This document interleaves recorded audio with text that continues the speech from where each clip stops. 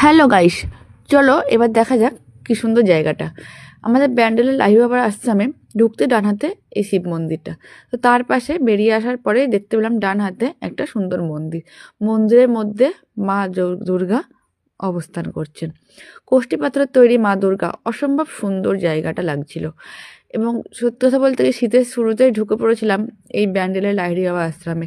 আর তারই সামনে ওই একটা জায়গা যেখানে মা দুর্গাকে কাঁধে করে সবাই নিয়ে যাচ্ছে আসনে বসাতে। সত্যি দারুণ জায়গা, শীতকালে এসব জায়গায় আসলে পরে মন ভালো করে যায়। তারপরে আমরা দেখলাম, জানি না এটা কি পাখি। এই পাখিটা কিন্তু রং বদলায়।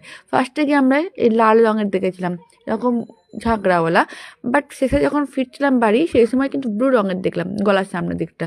তোমার যদি জানা থাকে এই পাখিটার নামটা কি, জানিও দেখিনি। এরপর চলো আমরা যাচ্ছি লাহিড়ী বাবা আশ্রমের প্রসাদ নেওয়ার জন্য টিকিট কাটতে। এই বাঁ দিকের এটা ছিল টিকিট কাউন্টার। তো আমরা তখন ওর বাবা যখন টিকিট কাটতে ঢুকেছিল, তো আমরা তখন এই জায়গাটা ঢুকছিলাম। সামনে রাধাকৃষ্ণ দেখতে পেলাম। সত্যি